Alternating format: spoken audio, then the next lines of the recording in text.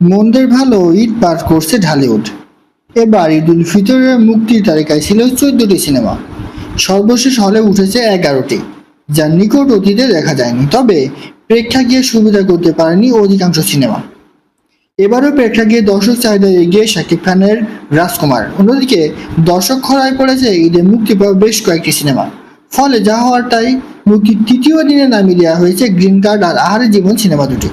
আর পঞ্চম দিনে সিনেপ্লেক্স থেকে নেমেছে মেঘনা কন্যা সিনেমাটি। ঈদের দিন থেকে সিনেপ্লেক্সের বিভিন্ন শাখায় মেঘনা কন্যার দুটি, গ্রিন কার্ডের দুটি এবং আহারে জীবন সিনেমার 3টি করে শো চলছিল। তবে দর্শক খরায় সিনেমাগুলির প্রদর্শনী বন্ধ করা হয়েছে বলে জানিয়েছে প্রতিষ্ঠানটির জ্যেষ্ঠ বিপণন কর্মকর্তা মেজবাউদ্দিন আহমেদ। মঙ্গলবার দুপুরে তিনি বলেন, 3টি সিনেমা শো বন্ধ করতে আমরা বাধ্য হয়েছি। আসলে দর্শক না থাকলে, সেল না থাকলে তো শো দিয়ে লাভ নেই, আমাদের তো খরচটাই উঠে না। তাই দর্শকের চাহিদা না থাকায় আমরা 3টি সিনেমা শো বন্ধ করছি।